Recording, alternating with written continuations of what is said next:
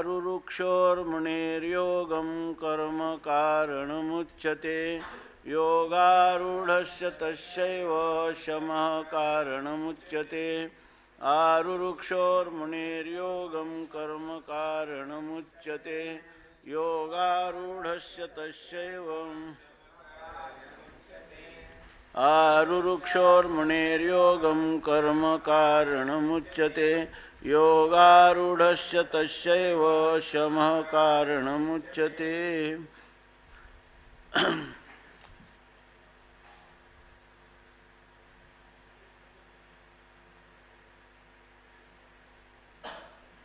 आरुरुक्षोः मुनेः योगं कर्म कारणम् उच्यते योगारूढस्य तस्य एव शमः कारणम् उच्यते।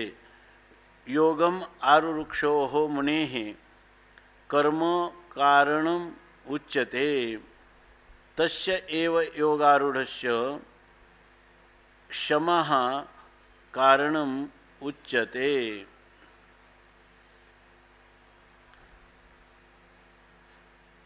योगम आरुरुक्षोः मुनेः, योगम म्हणजे योगाच्या ठिकाणी किंवा योग साधनामध्ये या ठिकाणी अर्थ केलेला आहे का योगावर म्हणजे ध्यान योगावर, तर त्या योगम आरुरुक्षोः ध्यानामध्ये आरूढ होण्याची इच्छा करणारा असा जो मुनी आहे त्या मुनीला कर्म कारणम उच्यते, कर्म हे कारण किंवा साधन आहे असं सांगितलं जातं।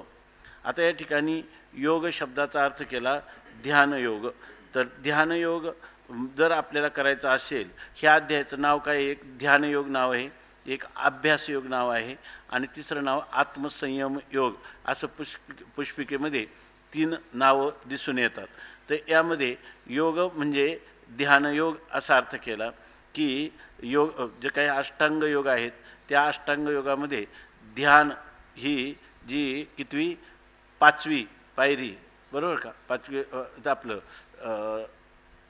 7वी पायरी आहे, तर त्या 7व्या पायरीवर आरूढ होताना आरुरुक्षोः म्हणजे ध्यान योगावर आरूढ होताना, म्हणजे ध्यान योगावर आरूढ होण्या इतका अधिकार त्याचा जोपर्यंत झाला नाही तोपर्यंत त्याला कर्म कारणम उच्यते, कर्म हे कारण आहे।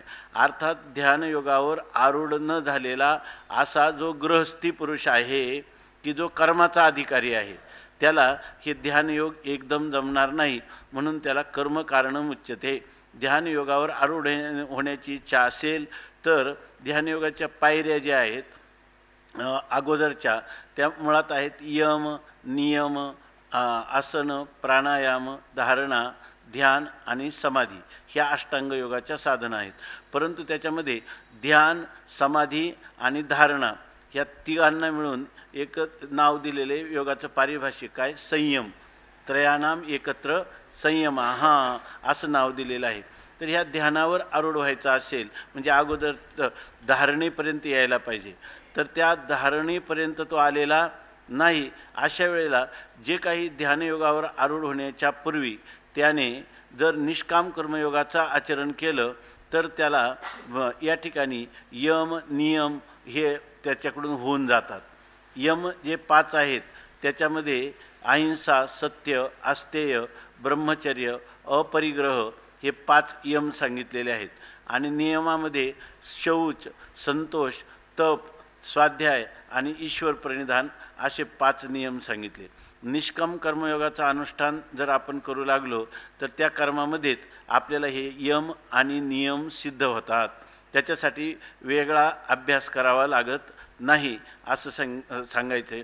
म्हणून या ठिकाणी भाष्यकारांनी हा गृहस्थी पुरुष या ठिकाणी घेतलेला आहे जो कर्माचा अधिकार आहे, परंतु त्याला मोक्षप्राप्तीची इच्छा आहे। मोक्षाचं साधन जे अष्टांग योग आहे त्या अष्टांग योगातही आपल्याला आरूढ होण्याच्या पूर्वी त्याला यमनियमांचं अनुष्ठान जे सांगितलं ते जर अनुष्ठान त्याच्याकडून घडायचं असेल तर त्यासाठी त्याला वेगळा प्रयत्न करण्याची गरज नाही। ह्या निष्काम कर्मयोगाच्या द्वारात त्याला काय अहिंसा सत्य आस्तेय ब्रह्मचर्य हे आपोआपच त्याच्या जीवनामध्ये त्या गृहस्थी पुरुषाला हे 5ही नियम साधतात, त्याचप्रमाणे पुढचेही जे काही सांगितलेले नियम आहेत तेही त्याच्या ठिकाणी होतात. उदाहरणार्थ अहिंसा जी आहे, तुम्ही म्हणाल यज्ञामध्ये जी हिंसा आहे ती यज्ञामध्ये तर हिंसा सांगितलेली आहे, परंतु नाथ महाराजांनी भागवतामध्ये सांगितलं हे कशासाठी, स्वर्गलोकाची इच्छा करायची असेल तर यज्ञामध्ये हिंसा आहे, परंतु जर तुम्हाला देवता प्राप्ती किंवा भगवत प्राप्तीसाठी जर तुम्हाला अहिंसा करायची, त्या अहिंसा सांगितलेली आहे, त्याच्यामध्ये हिंसेचा परित्याग आहे. त्या ठिकाणी देवतेच्या उद्देशाने त्या पशुचं फक्त अंगस्पर्श करणं किंवा त्याला आलभन असं म्हणतात, तर ते आलभन केलं तर त्या ठिकाणी त्या पशुची हत्या करण्याची गरज नाही. म्हणून निष्काम कर्मयोगामध्ये ईश्वरार्पण करत असताना त्या पुरुषाला अहिंसाही साधते. तसंच काया वाचा आणि मनाने सत्य साधतं, म्हणजे त्या ठिकाणी त्याचं काया वाणी आणि मन हे पूर्णपणे स्वतंत्र नाही. तस्मात् शास्त्रम प्रमाणन्ते, जे कर्म करायला सांगितलेलं आहे तर ते कर्म करताना शास्त्र म्हणेल ते सांडावे. तस्मात् शास्त्रम प्रमाणन्ते कार्याकार्य व्यवस्थितौ ज्ञात्वा शास्त्रविधानोक्तम कर्म कर्तुम यहारसी. या ठिकाणी त्याला कर्म करण्याला तो कधी समर्थ होतो, जर त्या ठिकाणी स्वतःचं त्याचं स्वत्व जर त्याने विसर्जन केलं. आणि माझ्या जीवनामध्ये मला मोक्षप्राप्तीसाठी निष्काम कर्माचं अनुष्ठान करताना प्रमाणभूत कोण आहे, शास्त्र. त्यामुळे शास्त्राचं प्रमाणीकरण, आणि शास्त्र कशाचं प्रतिपादन करतं, केवळ सत्याचं प्रतिपादन करतं. सत्यम एव काय विजयते, या ठिकाणी सत्याचाच विजय होतो आणि शास्त्र सद्वस्तूचंच प्रतिपादन करतं, शास्त्र असत्याचं प्रतिपादन करत नाही. अपौरुषीय शब्दराशी वेद हा सत्याचंच कथन करणारा आहे. त्यामुळं त्या जे सत्याचं अनुष्ठान करणाऱ्या पुरुषाला शरीराकडून, वाणीकडून किंवा मनाकडून असत्याचा स्पर्श न झाल्यामुळं त्याला अहिंसेबरोबर सत्यही साधलं जातं.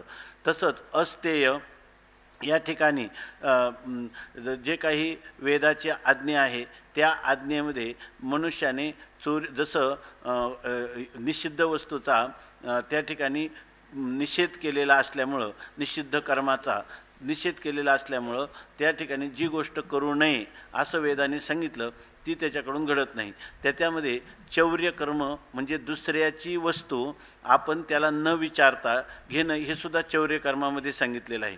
आणि चौर्यकर्म स्थेय म्हणजे चोरी, आणि ते अस्तेय या ठिकाणी पाहिजे.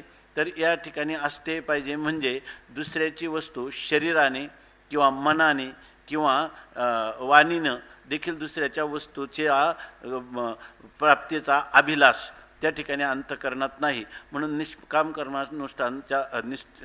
कर्मानुष्ठानाने या ठिकाणी अस्तेयही साधतं. ब्रह्मचर्य, आता ब्रह्मचर्य आश्रमात जे ब्रह्मचर्य आहे तर ऋतौ भार्याम उपेयात अशी जी श्रुती आहे तिला अनुसरून ऋतुकाली गमन हे गृहस्थाचं ब्रह्मचर्य असल्यामुळं त्या ठिकाणी त्याला ब्रह्मचर्यही साधतं. आणि अपरिग्रह म्हणजे त्याच्या ठिकाणी आवश्यकते उदरनिर्वाहाच्या किंवा आवश्यक असणाऱ्या जीवननिर्वाहाच्या गोष्टीपेक्षा अधिक वस्तूंचा संग्रह न करणं.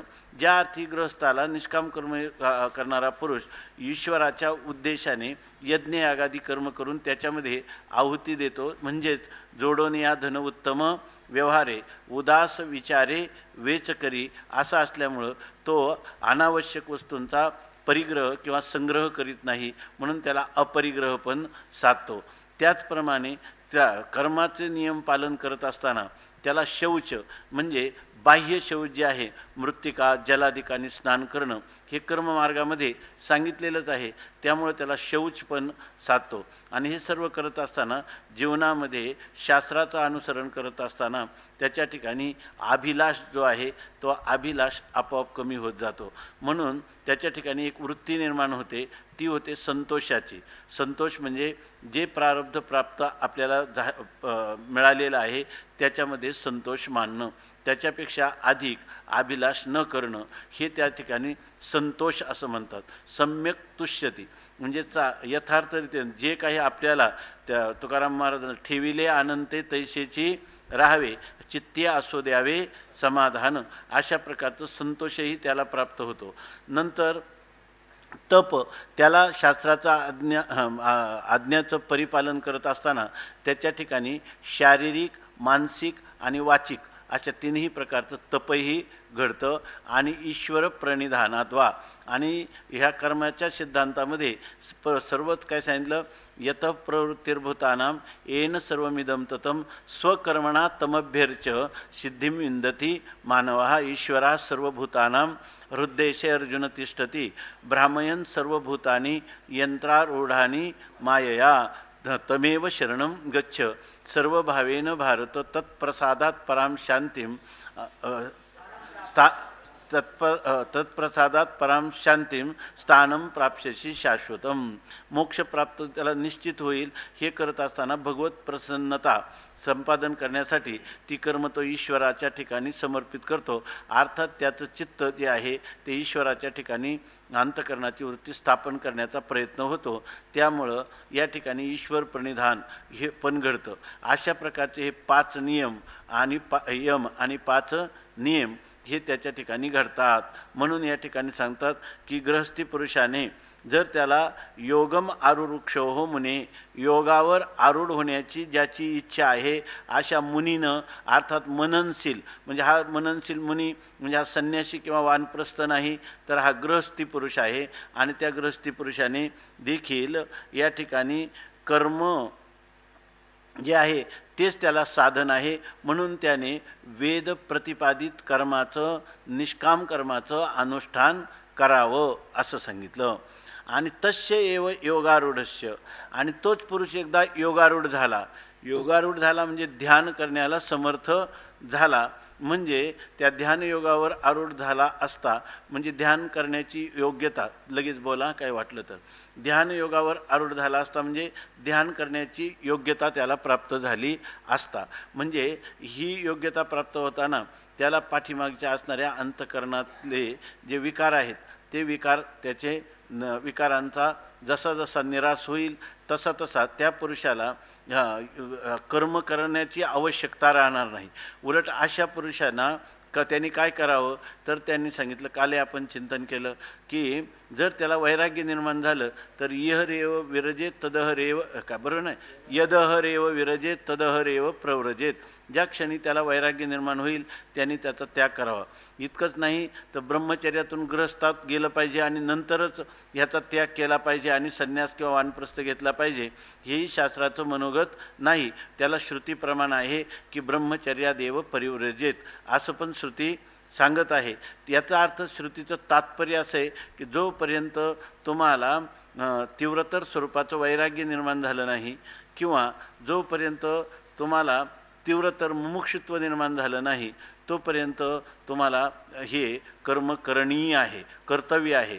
पण जर तुम्हाला या ठिकाणी इंद्रिय आणि विषय यांच्याविषयी तुम्हाला कोणतंही इंद्रियांना विषयाविषयी किंवा मनाला इंद्रियांचा विषयांच्याकडं अनुसरण मनाने करणं किंवा बुद्धीनं विषयांच्या ठिकाणी सुख आहे असा निश्चय करणं, ह्या सगळ्या गोष्टी जेव्हा संपून जातात, या असं आहे की बुद्धी ही परमात्म्याचं अनुसरण करते, मन बुद्धीचं अनुसरण करतं, इंद्रिय मनाचं अनुसरण करतात आणि विषयांच्या ठिकाणीच त्या विषयांचा इंद्रिया, मन आणि बुद्धी यांच्या सर्वांकडून विषयांचा सहजच परित्याग होतो. म्हणजे हे विषय आहेत असं सुद्धा स्मरण राहत नाही. अशी जेव्हा वृत्ती होते त्यावेळेला त्या पुरुषांनी विविधिशा संन्यास करावा. किंवा जर तो योगारूढ पूर्णपणे तो पुरुष ब्रह्मज्ञ झाला असेल तर त्यांनी विद्वत संन्यास करावा, हेच सांगायचं आहे. याचा अर्थ कर्मयोग आणि कर्मसन्यास ही दोन्ही सारखीच आहे, एकच आहेत. मग ह्या दोनापैकी कोणतंही अनुष्ठान केलं तरी मोक्षफल साक्षात प्राप्त होतं असं सांगण्याचं भगवंताचं सुद्धा मनोगत नाही. म्हणून प्रत्येकाने जिजी विषय काय कुर्वन्नेवेह कर्माणी जिजी विषेत शतम समाहा, कर्म करीतच मनुष्याने 100 वर्ष जगावं असं जर तुम्ही म्हणत असाल किंवा असा ह्या श्रुतीचा उपयोग जसं हे कर्मकांडाला प्राधान्य देणारे पूर्वमीमांसक करतात, तसं हे मात्र भगवंताचं मनोगत नाही, किंबहुना ते वेदाचंही मनोगत नाही. या ठिकाणी जर अनधिकारी असतील तर त्यांनी मात्र कर्म करावं. कुठपर्यंत? तर जोपर्यंत त्यांची चित्तशुद्धी झाली नाही तोपर्यंत, जोपर्यंत चित्ताचं स्थैर्य झालं नाही तोपर्यंत त्यांनी शारीरिक कर्माचं किंवा मानसिक कर्म, उपासना यांचा अनुष्ठान करावं असं वेदाचं मनोगत आहे. परंतु त्याचं फल चित्तशुद्धी किंवा चित्ताचं स्थैर्य झालं असता त्यांनी कायम कर्मच करीत राहावं हे सांगण्यात वेदाचं तात्पर्य नाही. यासाठी भगवान स्वतः म्हणतात योगारूढस्य तस्यैव, म्हणजे तस्यैव जो पुरुष योगारूढ झालेला आहे, ज्या पुरुषांनी कर्मयोगाचं अनुष्ठान केलं आणि तो योगारूढ झाला म्हणजे त्याला ध्यान करण्याची योग्यता प्राप्त झाली किंवा ज्ञान करण्याची योग्यता प्राप्त झाली, तर त्या पुरुषाने तस्यैव ते जे केलेलं कर्म आहे त्या कर्माचा शमः कारणम उच्यते, त्या कर्माचा उपशम म्हणजे त्या कर्माचा परित्याग म्हणजे विधीपूर्वक त्या कर्माचा संन्यास त्यांनी करावा असं भगवंताचं मनोगत आहे. एका पुरुषाला एकाच काली कर्म, निष्काम कर्म अनुष्ठान आणि ध्यानयोग या ठिकाणी दोन्हींचंही म्हणजे कर्मसन्यास, तर त्या कर्मसन्यास दोघांचं अनुष्ठान एका काली एका पुरुषाला होऊ शकत नाही. ही गोष्ट सूर्यप्रकाशा इतकी स्पष्ट आहे आणि वेदानेही हीच गोष्ट अशा प्रकाराने सांगितलेली आहे. एकच पुरुष ज्या वेळेला कर्मयोगाचं अनुष्ठान करतो आणि त्याला योग्यता प्राप्त होते त्यावेळेला त्याच पुरुषाने पुढं त्या कर्माचा विधीपूर्वक परित्याग करावा असंच वेदाला सांगायचं आणि भगवंतालाही असंच सांगायचं. या ठिकाणी समसमुच्चय नसून क्रमसमुच्चय आहे हे सांगण्यात तात्पर्य आहे. समसमुच्चय जर भगवंताला सांगायचा असता दोन्हीपैकी कोणतंही कर्म करा दोघांनी मोक्ष प्राप्त होतो असं जर म्हणायचं असतं तर हा श्लोक आरुरुक्षे मुनेर योगम कर्म कारणमुच्यते आणि पुन्हा योगारूढस्य तस्यैव शमः कारणमुच्यते हा विरोध झाला असता.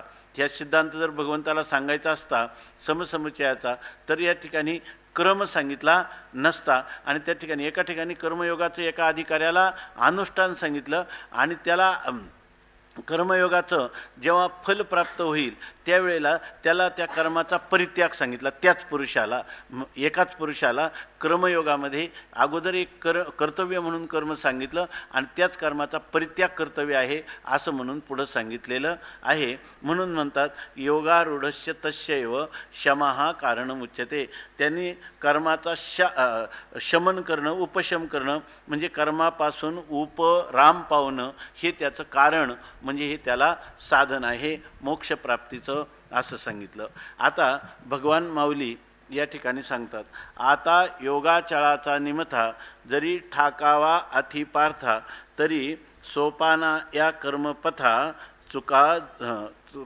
सोपाना या कर्मपथा चुका झनी. आता याच्यानंतर म्हणजे काय? भगवान पाठीमागे सांगितलं ऐके संन्यासी तोची योगी, जो संन्यासी आहे तोच योगी आहे. ऐशी एकवाक्यतेची जगी, असं एकवाक्यता पूर्वक ह्या जगामध्ये म्हणजे या अध्यात्मविश्वामध्ये गुढी अनेकी शास्त्रांतरी गुढी उभविली. अनेक शास्त्रांनी ही गोष्ट ध्वजा किंवा पताका हाती घेऊन उद्घोष करून दौंडी पिटून सांगितलेले आहे. जो संन्यासी आहे तोच योगी. याचं आपण काल चिंतन केलं की संन्यासी जो तोच योगी तोच म्हणजे कर्मयोग करणारा आणि कर्मसन्यास करणारा दोन्ही सारखेच आहेत अशी शास्त्राने गुढी उभारली. याचा अर्थ कोणत्या बाबतीमध्ये?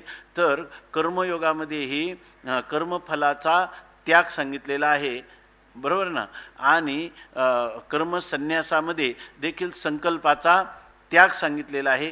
तेव्हा त्याग दोन्हीमध्ये कर्मफलाचा त्याग किंवा संकल्प त्याग ही कर्मसन्यास आणि कर्मयोगामध्ये दोन्हीकडेही त्याग ही भूमिका सारखी असल्यामुळं या ठिकाणी अर्थवादाने दोघांना सारखं असं म्हटलेलं आहे. परंतु याचा अर्थ ते दोन्ही एकच आहेत म्हणजे दोन मोक्षप्राप्तीचं साक्षात साधन तो दोघांना आहे असं नाही आणि दोघांचं एका पुरुषाने एका वेळी अनुष्ठान करावं असाही त्याचा अर्थ निष्पन्न होत नाही. मग शास्त्रांतरामध्ये जे सांगितलेलं आहे की जेथ संन्यासीला संकल्प तुटे तेथेच योगाचे सार भेटे ऐसे हे अनुभवाचे निधटे साचे दया. जर त्यांनी सांगितलं संन्याशीला संकल्प तुटे.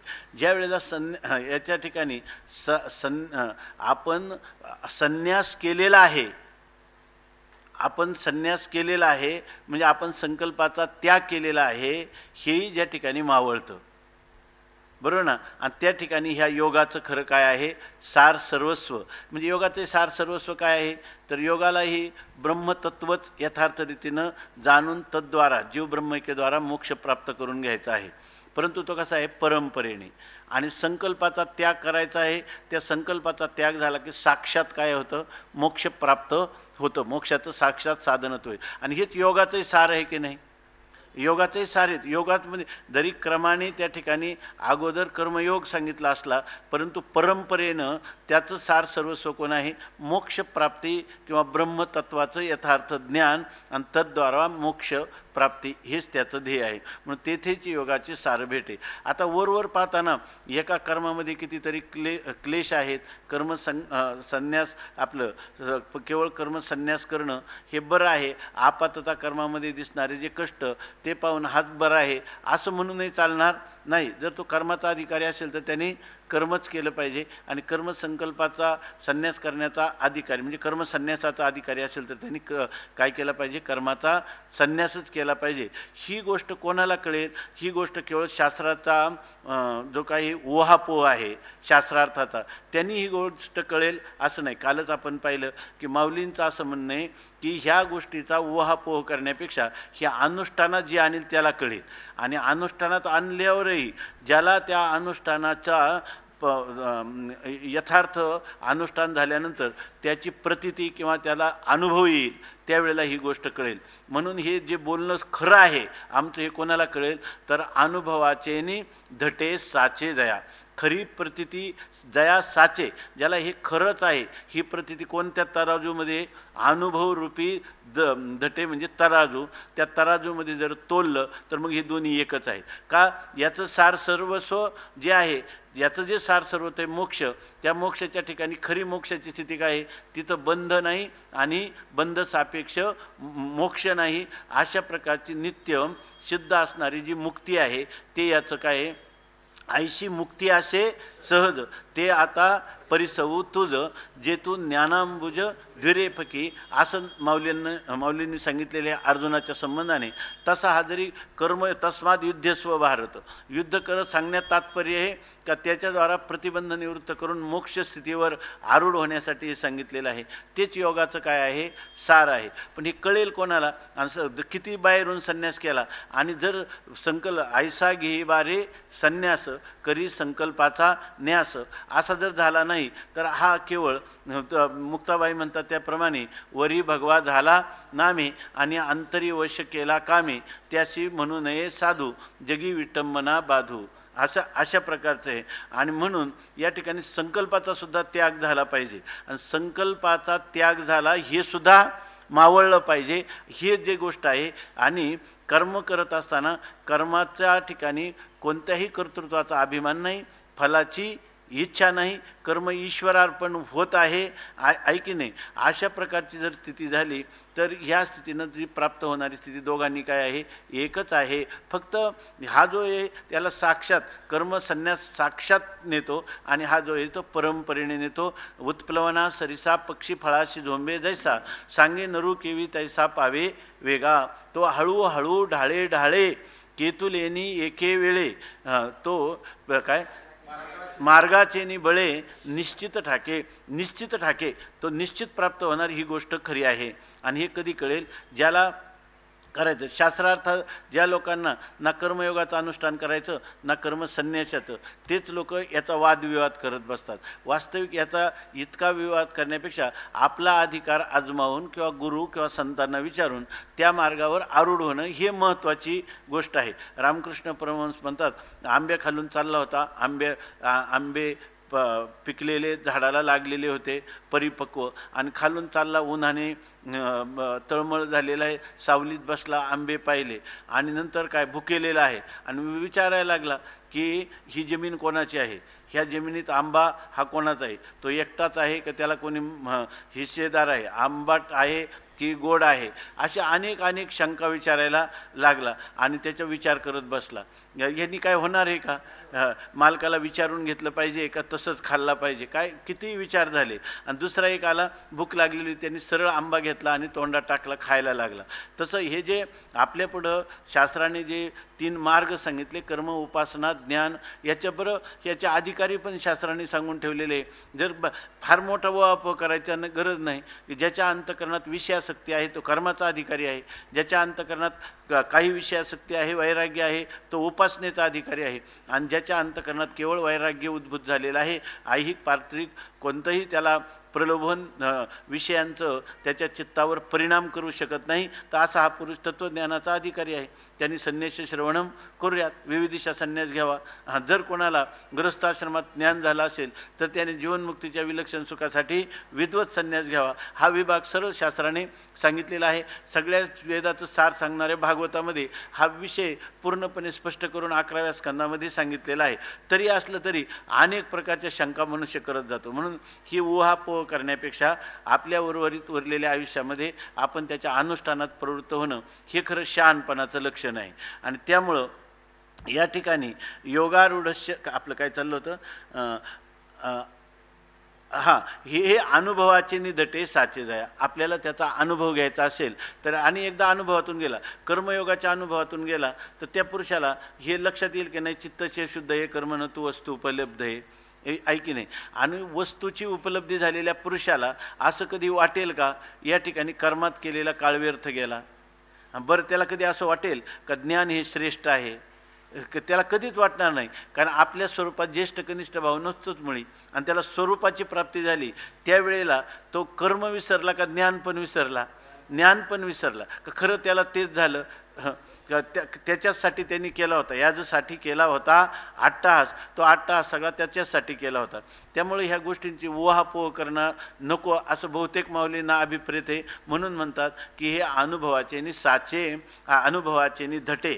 अनुभवाच्या तरात, कारण अनुभव हे सर्वात प्रबल प्रमाण आहे, अनुभवाचा कधी आपलाप होत नाही. म्हणून अनुभवाच्या तराजूत ही गोष्ट खऱ्या अर्थाने जया साचे. ज्या महापुरुषाला ही काय वाटते सत्य आहे, इदम इत्थम, या रूपाने त्याला त्याची अनुभूती झालेली असते. अनुभूतीमध्ये कारण माऊलींनी पाठीमागं सांगितलं की या असं आहे की सांडिजे दुजे या नामाचा आभासू, तोची योगू तोची संन्यासू, तरी योगू तोची संन्यासू.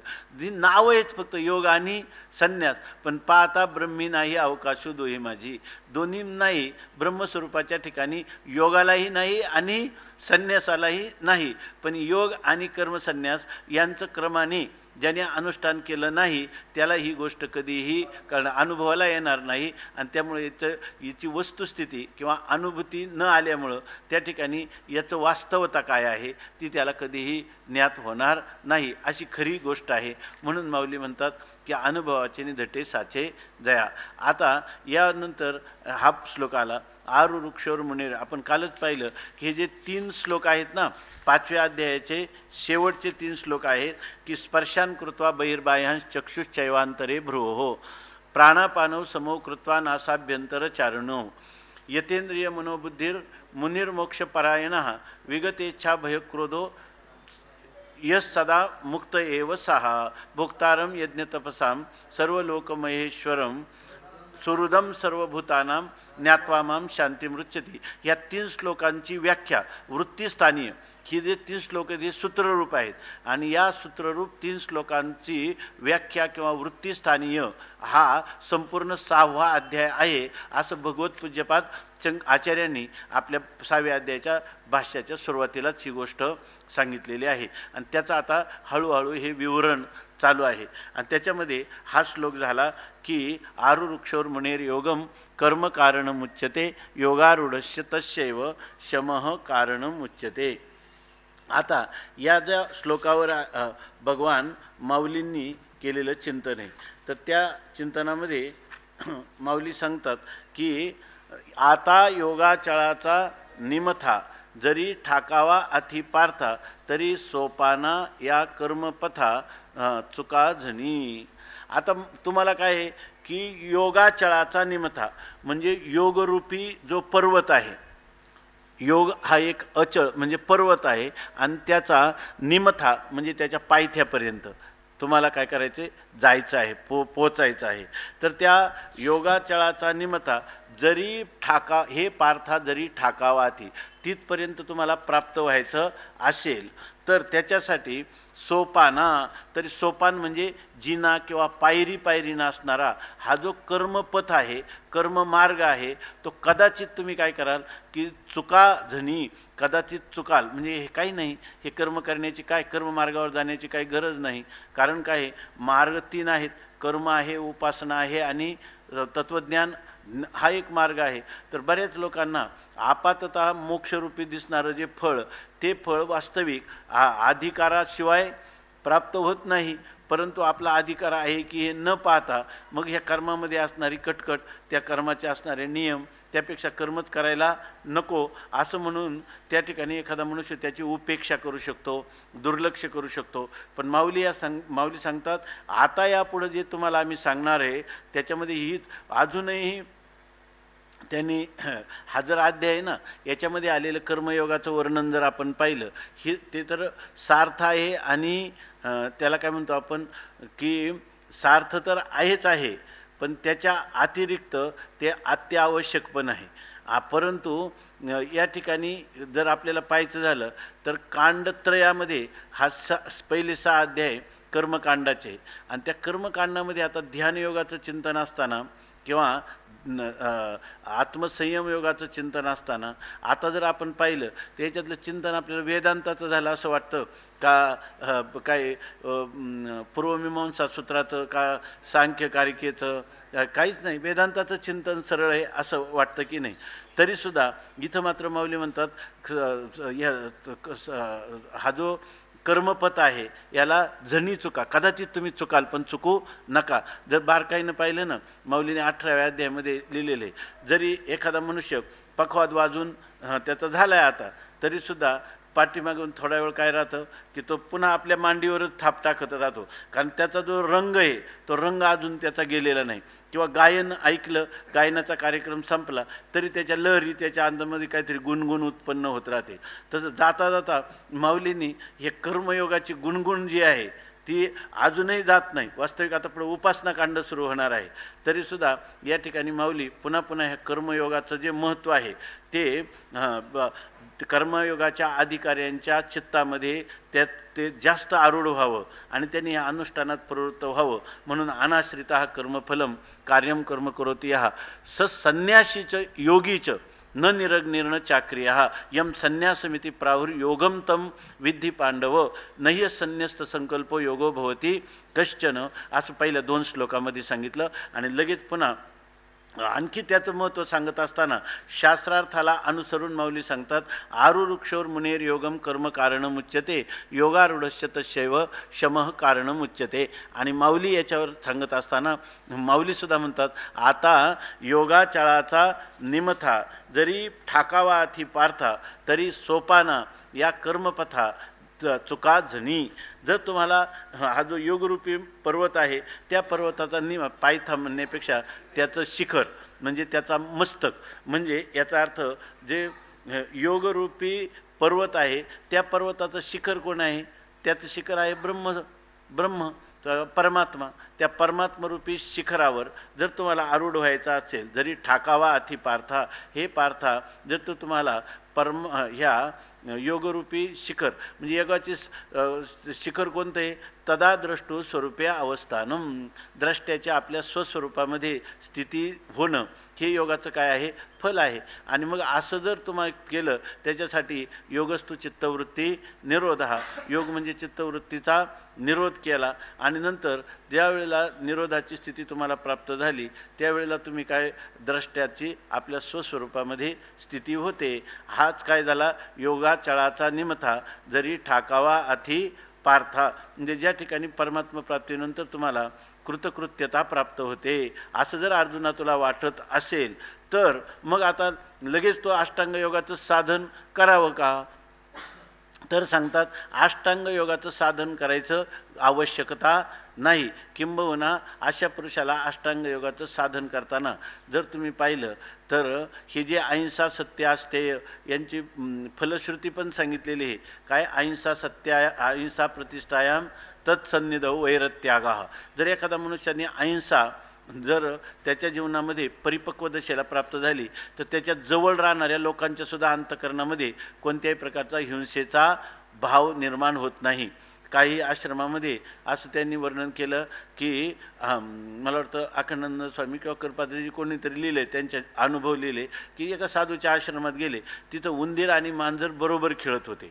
कुत्री आणि मांजर, ते मांजर कधी कुत्र्याच्या मानेवर टाकत होते, कुत्रं त्या मांजराच्या मानेवर डोकं ठेवून खेळत होते, किंवा उंदीर आणि मांजरसुद्धा एकत्र खेळताना दिसले. आणि सर्प आणि मुंगूस त्यांच्यामध्ये लढाई म्हणजे फक्त जणू काही सल्ल्याची कुस्ती चालली असं दिसत होतं. याचं कारण एवढं ही अहिंसा आहे.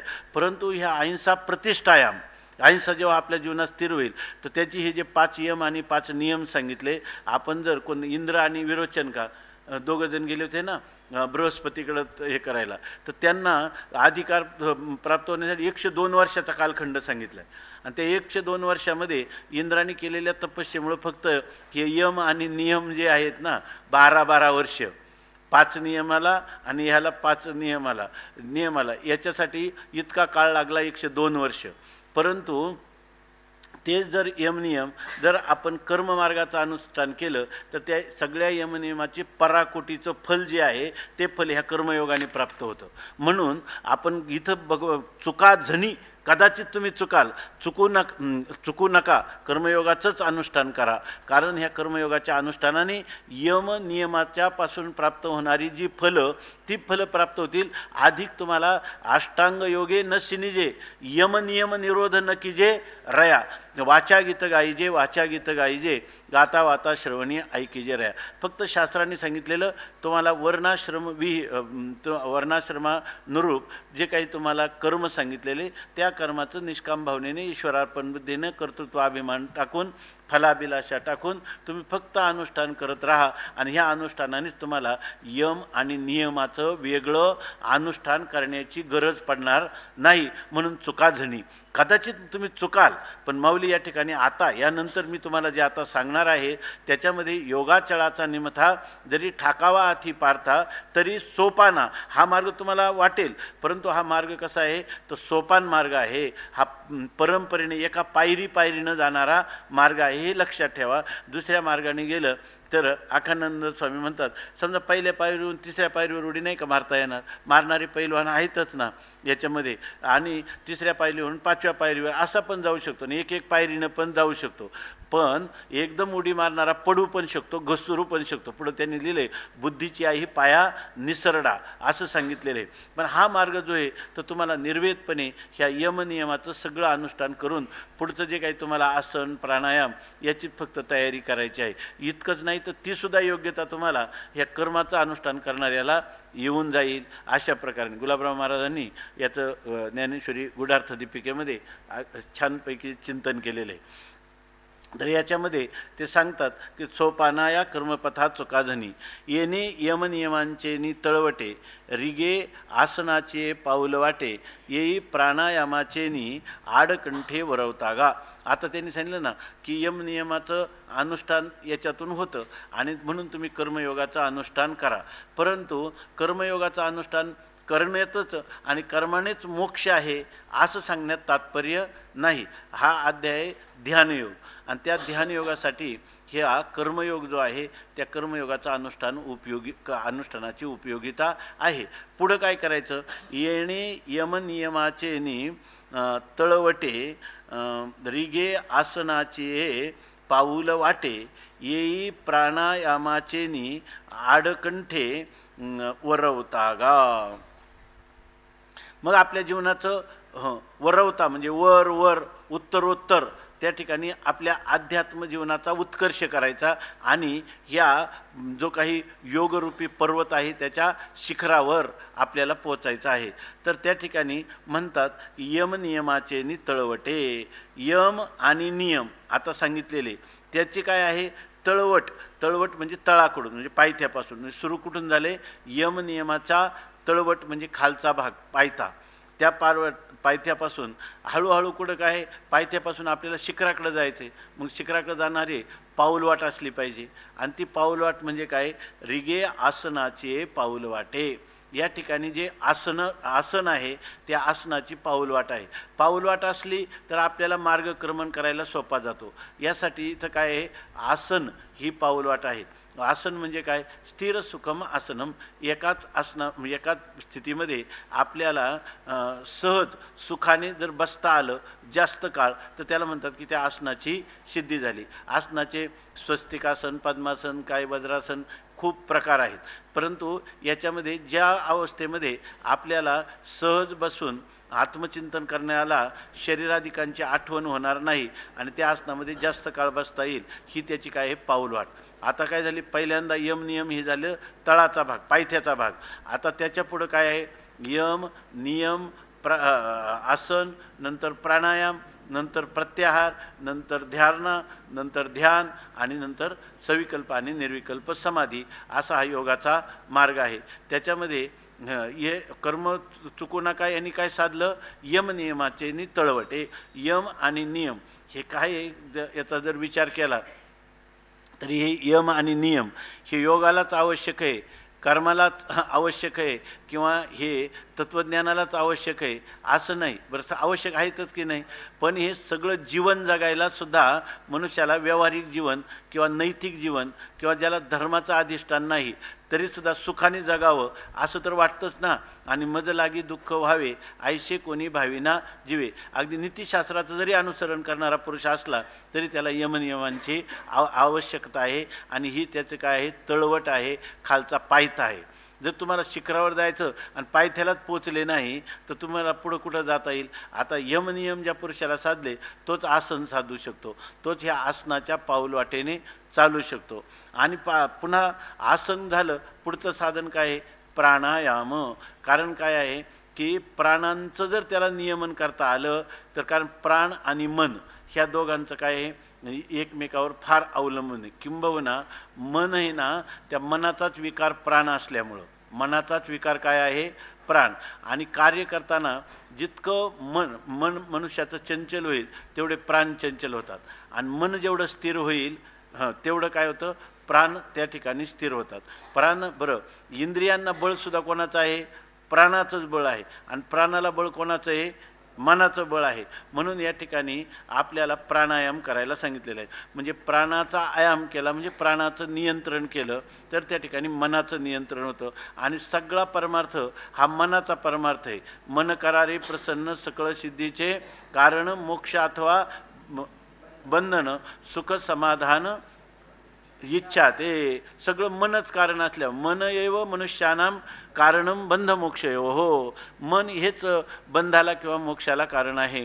त्यांनी सांगितलं बंधाय विषयासक्तम, बंधाला कारण कोण आहे, विषयामध्ये आसक्त चित्त ते जीवाला बंधाला अनर्थाला कारण होतं. आणि मुक्त्यै निर्विषयम स्मृतम, आणि ते मनातले विषय जर निघून गेले की तुम्हाला काय मुक्ती सहजच आहे, आणि ती मुक्ती या ठिकाणी सांगायची आहे. म्हणून ते म्हणता ऐशी मुक्ती असे सहज ते आता परस्यऊ तुझ, जे तू ज्ञानांबुज द्विरे फकी, ज्ञानरूपी ह्या पुष्पाचं मकरंद सेवन करणारा तू भ्रमर आहेत अर्जुना. म्हणून तुला ह्या मुक्तीचा मार्ग आम्ही सांगत आहोत.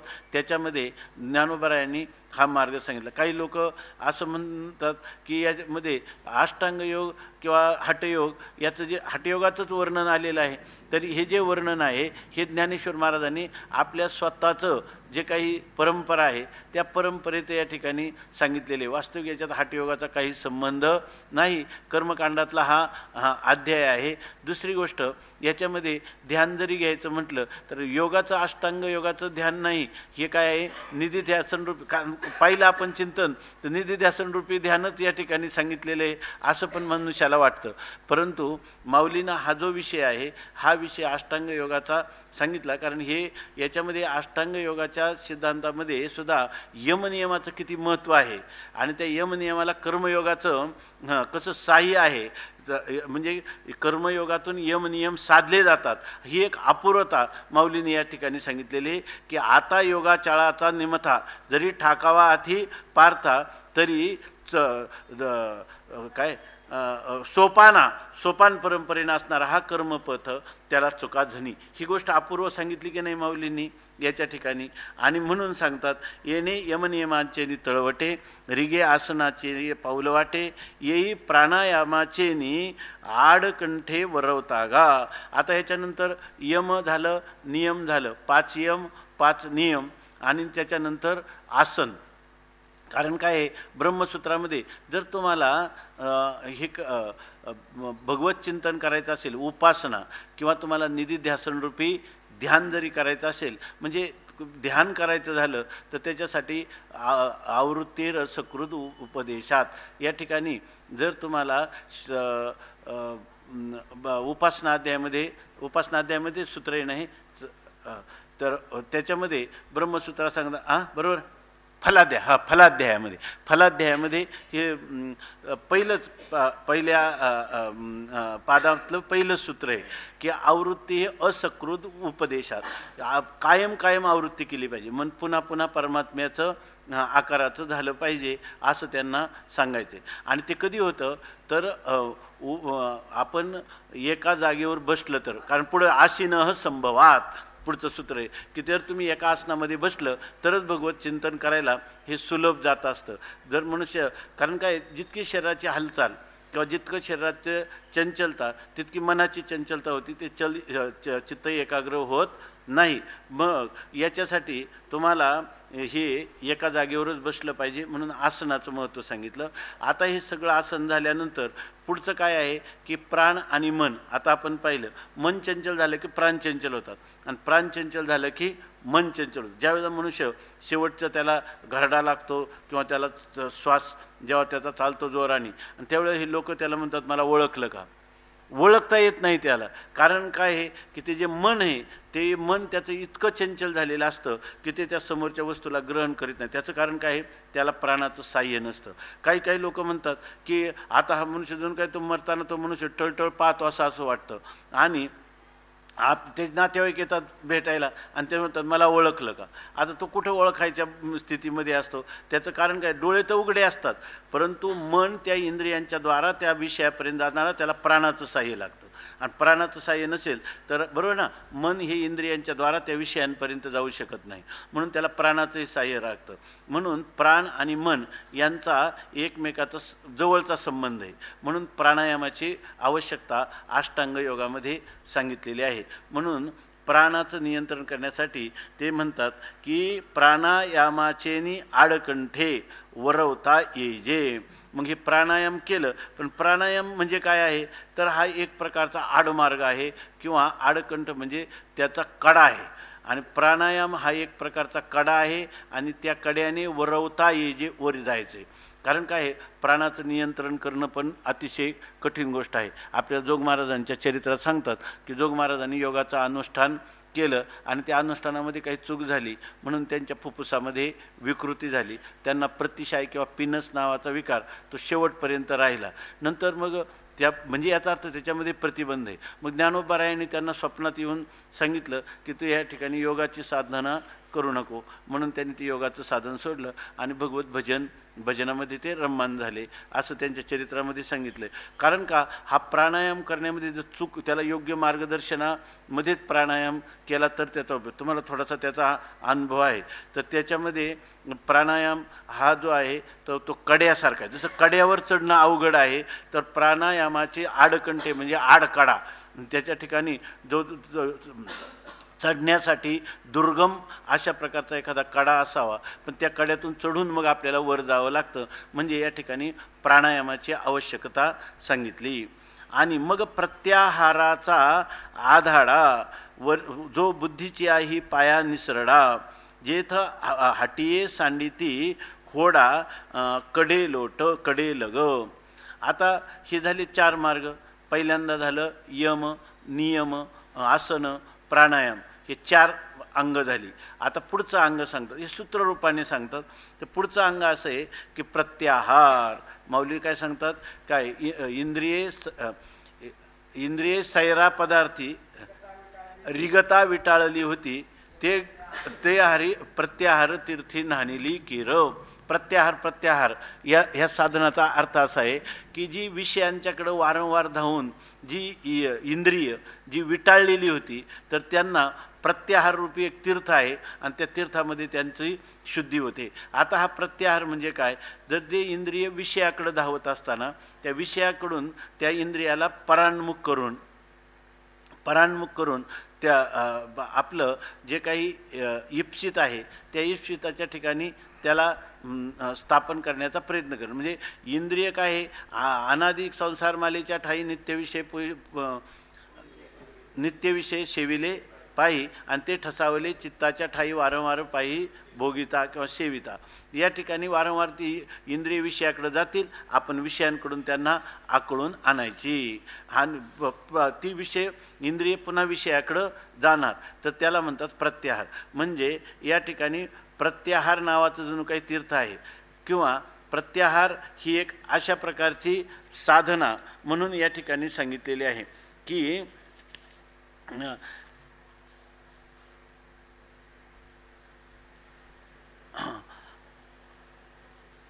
आपल्याला ज्या कडेने जायचे तो प्राणायाम हा एक मोठा आडकडा आहे, म्हणजे अवघड कडा आहे आणि त्या कड्यावरून आपण वर जायचं. आता हे करत असताना प्रत्याहार जो आहे ते प्रत्याहार कशाला म्हणतात, तर स्वविषया असंप्रयोगे चित्तस्य स्वरूपानुकार एव इंद्रियानां समाहारः असं योगसूत्रामध्ये सांगितलेलं आहे. तर स्वविषय असंप्रयोगे, आपला जो विषय आहे, आपली जी इंद्रिय ज्या विषयाकडे जातात त्या विषयाचा संबंध सोडायचा आणि त्यांनी काय करायचं, जे आपलं चित्त आहे त्या चित्ताच्या स्वरूपाचं अनुकरण करायचं. चित्ताचं स्वरूप म्हणजे काय, त्या चित्तामध्ये तकार जो पडलेला आहे विषयांचा, बरोबर ना, तर त्या विषयांकडे धावतात आणि तो जो तकार आहे विषयाकार, त्या विषयांपासून त्याला परान्मुख करायचं आणि चित्ताचं मूळ स्वरूप जे आहे म्हणजे विषयरहित चित्त स्वरूप आहे, चित्तम चिद विजानियात, अशा ठिकाणी त्या परमात्म स्वरूपाचं अनुकरण करायचं आणि ते कोणी इंद्रियानी विषयाकडं न जाता चित्ताच्या मूळ स्वरूपाचं अनुकरण करणं याला म्हणतात प्रत्याहार. ये घालून हे काय, हेच झालं का प्रत्याहारा अति ओपी असं एक ओवी. जी इंद्रिय विषयाकडे जातात ती काय करायची, प्रत्याहाराला विकून टाकायची. ओपणं म्हणजे काय, आता आमचा काही तुमच्यावर अधिकार राहिलेला नाही. आपण एखाद्याला वस्तू ओपली म्हणजे विकली की त्या वस्तूवर आता आपला अधिकार राहत नाही, त्याच्या मोबदल्यात आपण जे घेतलं तेच. आता त्या वस्तू कोणी नेली, कशी काय त्याचा उपयोग केला हे आपल्या हातात नाही. तशी ही इंद्रिय प्रत्याहाराला विकली म्हणजे आता या इंद्रियाला आता कोणाचा ताबा असणार, प्रत्याहाराचा. इंद्रिय विषयाकडे जाऊ नये, परान्मुख करणं आणि आपल्या चित्ताच्या मूळ स्वरूपाचं अनुकरण करणं, बरोबर ना. अशा प्रकारचं ह्या प्रत्याहाराला ती इंद्रिय विकलेली आहेत, याला म्हणतात प्रत्याहार. आणि मग असा प्रत्याहार केलं की मग इंद्रिय काय होतात नेहमी. अरे नाथ महाराजांनी खूप लिहिलं विस्ताराने की या ठिकाणी एकदा त्या इंद्रियांना सवय लागली ना, आपल्याला प्रत्येक वेळेला गेलं की मार खावा लागतो आणि पुन्हा इकडे यावं लागतं. मग ते काय करतात, ती इंद्रिय आता चित्ताच्या स्वाधीन होतात, ते आता विषयांच्याकडे जात नाही. तर त्यासाठी नाथ महाराजांनी उदाहरण दिलं की एखादा जो नवीन घोडेस्वार आहे, आपलं नवीन घोडा आहे, त्याला पाऊल शिकवत असताना तो जो घोडेस्वार आहे वर बसणारा, त्याला शिकवणारा, तर तो काय करतो, त्या अश्वशालेमधून त्याला बाहेर काढल्यानंतर त्याला शिकवण्याच्या वेळेला पहिल्यांदा काटेरी लगाम लावतो आणि हातात चाबूक घेतो आणि त्या जर त्यांनी चाल चुकली तर त्याला काय करतो, चाबकाचा मार देतो आणि ते जे काटेरी लगाम ओढतो त्याच्या होटातून रक्त यायला लागतं. तरी तो आपली खोडी सोडत नाही, तरी तो घोडा सोडत नाही. मग कधी कधी काय करतो, अशा वेळेला त्या चित्ताला कधी कधी त्या घोड्याला तो ते म्हणतात की दाना पाणी देतो आणि तो घोडा कधीतरी एखाद्या वेळेला काय करतो, योग्य दिशेनं पाऊल धरतो आणि धरलं की त्याला जी म्हणतो आणि त्याला शाबासकी देतो. ह्या घोड्याला काही दिवसांनी आपल्या मालकाचं मनोगत कळायला लागतं. म्हणून नाथ महाराज म्हणतात की त्यावेळेला त्याला काटेरी लगामही लागत नाही आणि हातात चाबूक पण लागत नाही. नुसतं नाथ महाराजांची ती ओवी आहे एक, त्या ओवीमध्ये नाथ महाराज म्हणतात वारू नाचे काचे सुतेनी, म्हणजे कच्चा सुताचा धागा असला तो धागा तरी त्याच्या ओठात लागला, फक्त जी जी म्हणण्यावर तो घोडा नाचायला लागतो, मालकाचं मनोगत ओळखतो. तसं जेव्हा ह्या चित्ताच्या लक्षात, आपल्या इंद्रियांच्या लक्षात येतं की आपल्याला विषयांकडे जाऊन उपयोगच नाही, हळूहळू ते काय करतात, त्या चित्ताचंच मूळ स्वरूपाचं अनुकरण करू लागतात. अर्थात इंद्रिय आणि विषय यांचा संबंध तुटू लागतो. म्हणून ते म्हणतात की या ठिकाणी प्रत्याहार जो आहे त्या प्रत्याहाराला त्यांनी विकलेलं आहे. आणि हीच गोष्ट सांगतात, हा जो प्रत्याहार आहे, हा प्रत्याहार आता यमनियम झाले, सोपं होतं. पाऊलवाट होती आसनाची, आहे की नाही, परंतु वर जाताना आडकडा जो लागला, म्हणजे तो जो कडा आहे तो कडा तुटलेला कडा आहे. म्हणजे प्राणायामाचा अभ्यास करणं म्हणजे काय, तुटलेल्या कड्यावरून जाणं. आतला तुटलेल्या कड्यावरून जाणं ही काही साधारण गोष्ट नाही, कारण त्याच्यामध्ये काय होईल, कडेलोट होण्याची शक्यता आहे. जर त्या कड्यातून आपला हात निसरला तर काय होईल, आपण कड्यावरून खाली घसरल्याशिवाय राहणार नाही. याच्यातून ज्ञानोबरायांना या प्राणायामाची काठिण्य किती आहे, प्राणायामाचं अनुष्ठान हे काय अत्यंत सोपं नाही. कितीतरी लोक आहे ना, रामदेव बाबांच्या एकदम साधे प्राणायाम आहे, त्या प्राणायामाने त्यांना चांगल्या प्रकारचा आरोग्याचा पण लाभ झाला. आरोग्याच्या लाभासाठीच लोक करतात, परमात्मा प्राप्तीसाठी रामदेव बाबांचा योग जवळजवळ नसल्यासारखाच आहे. तर त्याच्यामध्ये कितीतरी लोकांना रोग नाहीसे झाले आणि कितीतरी लोकांना नवीन रोग उत्पन्न झाले, आणि ते इतके असाध्य झाले की त्याच्यावर काही करता येत नाही. कारण हा प्राणायाम म्हणजे एक काय तुटलेला कडा आहे, आणि त्या कडेने तुम्हाला इथं तर काय आरोग्य लाभ ही फारच प्राथमिक गोष्ट आहे. खरी गोष्ट कोणती आहे, प्राणायामाच्या आडकाठी वरवता का. वर म्हणजे त्या जे काही शिखर आहे योगाचं, त्या योगाचं शिखर म्हणजे काय, द्रष्ट्याच्या आत्मस्वरूपामध्ये स्थिती, ह्या स्थितीला जाण्यासाठी हा एक प्रकारचा काय आहे, आडकडा आहे. आधाडा म्हणजे काय, मग प्रत्याहाराचा आधाडा काय, नाही हा रामकृष्ण हरी. तर या ठिकाणी प्रत्याहाराला असं म्हटलं, प्रत्याहार म्हणजे हा काय आहे, आडकडा आहे. आणि हा जो आहे ना, प्राणायामाचा आडकाठे वरवता का, प्राणायामाच्याने वर गेला, परंतु प्राणायामापासून गेला, हे चांगलं लक्षात घ्या मी बोलताना ओगामध्ये, तर प्रत्याहार चाललेला आहे. तर ह्या ज्या प्रत्याहारामध्ये या ठिकाणी हा जो प्रत्याहाराचा आधाडा म्हणजे हा तुटलेला कडा आहे, आणि तो कडा आहे, परंतु प्राणायामापासून तुम्ही गेले, तो अवघड आहे, परंतु हा असा कडा आहे का ह्या प्रत्याहाराचा आधाडा की त्या ठिकाणी बुद्धीला मोठा निश्चय टिकवावा लागतो, काही झालं तरी जायचं. पण प्रत्याहारामध्ये कधी कधी काय होतं की बुद्धीसुद्धा घसरते, म्हणजे बुद्धीसुद्धा म्हणते ह्याच्यामध्ये आपलं एखाद्या वेळ मरणच आहे, याच्यामध्ये किती क्लेश काढावं लागतात. त्या हो, बुद्धीसुद्धा काय, बुद्धी निसरते म्हणजे काय, वास्तविक काय होतं, इंद्रिय विषयाकडे होती, तर ती इंद्रिय काय केली, विषयाकडून निघाली. त्या इंद्रियाने कोणाचं अनुसरण केलं, मनाचं, मनाने कोणाचं अनुसरण केलं, बुद्धीचं, मनाने कोणाचं अनुसरण केलं, आणि बुद्धीनं कोणाचं अनुसरण केलं, आत्म्याचं. असं ती बुद्धी होती, ती बुद्धिनिश्चय आत्मज्ञान, आत्म्याचा ती चिंतन करत होती.